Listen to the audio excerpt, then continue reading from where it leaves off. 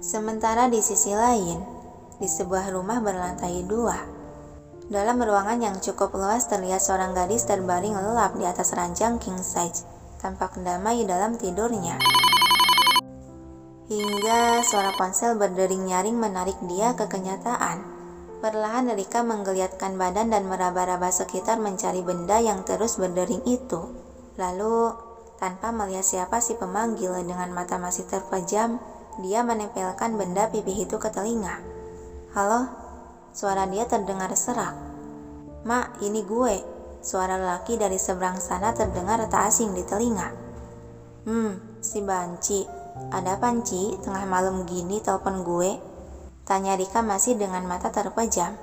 "Mak, ini bukan waktunya lo tidur." "Anissa, Mak. Anissa kecelakaan."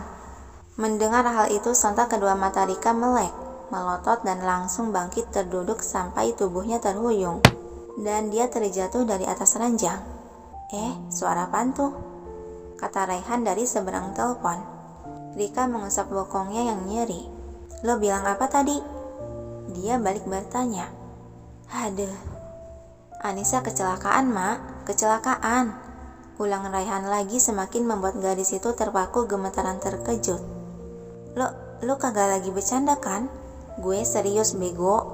"Dah lah, besok gue mau jenguk dia. Lo mau ikut kagak?" Ya gue ikut. Tergagap Rika masih sok gemetaran. "Ya udah, gue matiin teleponnya, lo terusin lagi tidurnya." Lalu panggilan pun berakhir. Rika menghembuskan napas panjang menatap layar ponsel yang sudah meredup. "Anissa," gumamnya pelan. Suara ketukan di pintu membuat jantung Rika terperanjat lagi. Dia menoleh ke arah pintu. "Riri, ini aku." Suara lelaki dari luar. "Iya, sebentar, Kak." Segera Rika berjalan menghampiri pintu. Dia membuka pintu kamar yang langsung dihadapkan dengan seorang lelaki tampan berpiyama hitam. "Aku dengar ada suara keras tadi. Kamu nggak apa-apa kan?"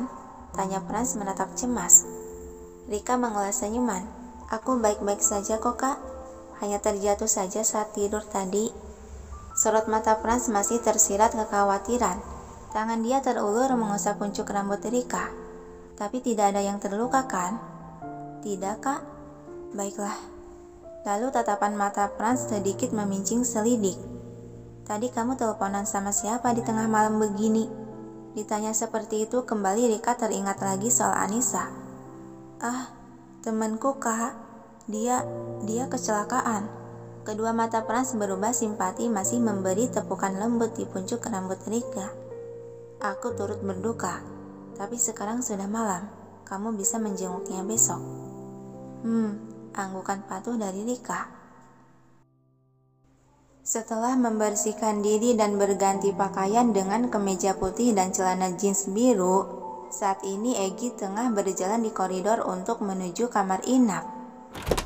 Dia memasuki kamar yang pandangannya langsung dihadapkan dengan gadis yang tengah berdiri membelakangi, menghadap ke arah kaca jendela besar yang terbuka.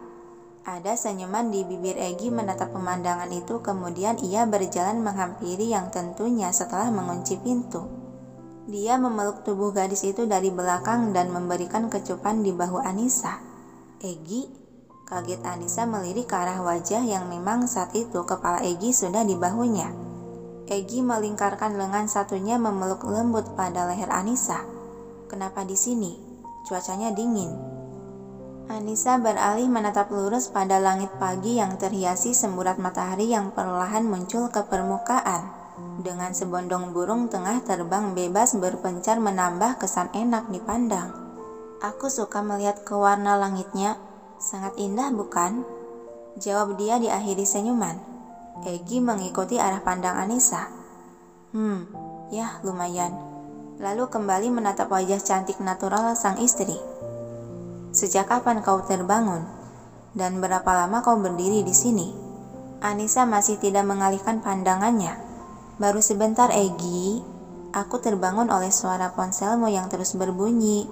Karena berisik, aku mengangkat panggilan itu. Dan keterusan deh ngobrol sama Mbak Misa dan Asila. Mereka menanyakan kabar tentang kesehatanku, karena tidak bisa berkunjung ke rumah sakit. Mbak Misa kan habis lahiran dan punya tanggung jawab terhadap si Dede Patih. Dan juga Asila tengah menghadapi ujian akhir sekolah. Jadi wajar saja jika mereka tidak bisa menjengukku. Ocehan Anissa terjeda sejenak, dia melirik ragu pada wajah lelaki yang ada di bahunya itu. Tidak apa kan aku tadi mengangkat dan membuka ponselmu? Tanya Anissa penuh kehati-hatian. Egi tersenyum dan mengecup pipi Anissa. Tidak apa sayang, tidak perlu ragu, karena milikku adalah milikmu juga. Ucapan tersebut membuat Anissa tertegun merona. Dia tidak marah, bahkan berkata seperti itu.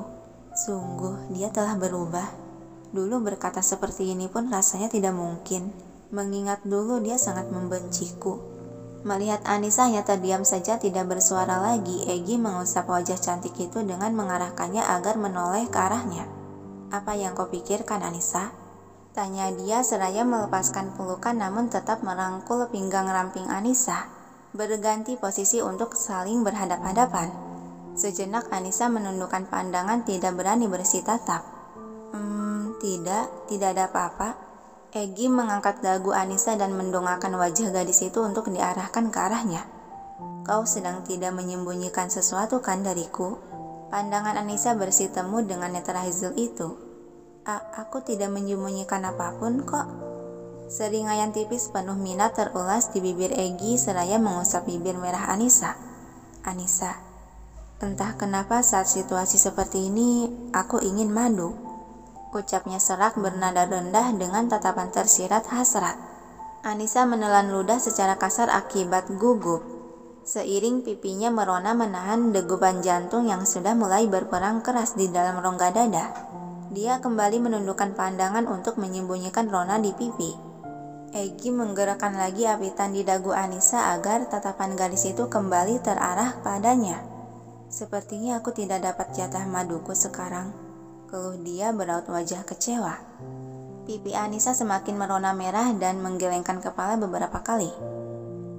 Bukan begitu, kilahnya cepat. Lalu dia memberikan isyarat sebagai tanda memperbolehkan dengan sedikit membuka bibir dan menutup mata. Seketika Egi tersenyum senang, sembari menarik tali yang menggantung di kaca jendela untuk menutup gorden jendela. Dia merengkuh pinggang Anissa memeluknya erat dan mendekatkan bibirnya ke bibir gadis itu sebelum akhirnya mengecup mencecap memuaskan dahaga yang dia tahan sejak Anissa terluka. Dan Anissa yang terbawa suasana mengalungkan lengannya ke leher si Egi saat ciuman itu semakin dalam dan liar. Selang beberapa saat, Egi masih memeluk pinggang Anissa dengan penuh kasih sayang dan cinta. Sebenarnya ada satu hal yang belum aku beritahukan padamu. Anissa melirik menatap penasaran. Apa itu? Kamu tidak menyembunyikan wanita lain di belakangku kan? Pertanyaan tersebut membuat Egi terkekeh pelan dan mencubit ujung hidungnya. Tidak sayang, karena aku takut ditinju istri pencemburu ini. Egi, jangan menggodaku. Cepat katakan apa yang kamu sembunyikan dariku.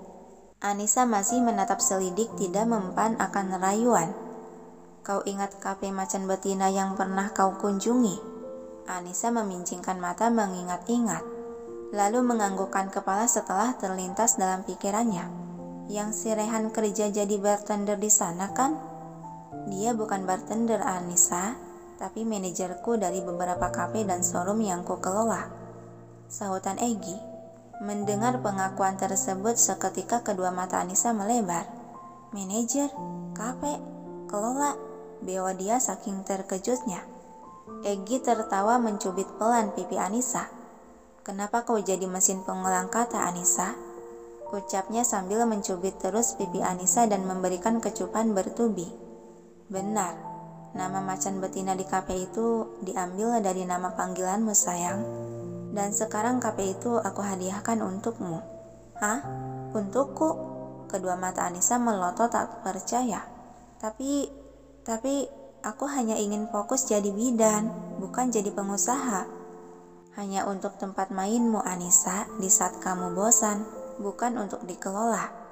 Aku tahu mengenai cita-citamu yang ingin menjadi bidan sejak kecil. Jadi mana mungkin aku tega menghentikan impianmu sayang. Anissa tersenyum menatap hangat lalu berbalik berhambur memeluk tubuh lelaki yang sebagai suaminya itu. Kamu pengertian sekali suami bocahku. Terima kasih. Egi mengelus punggung gadis itu dengan sayang. Apapun itu untuk kebahagiaanmu. Aku akan selalu mendukungmu sayang. Asal kewajiban sebagai istriku jangan kau telantarkan. Ucap dia seraya merapatkan pelukan. Anggukan kepala Anissa dalam dekapan si Egi.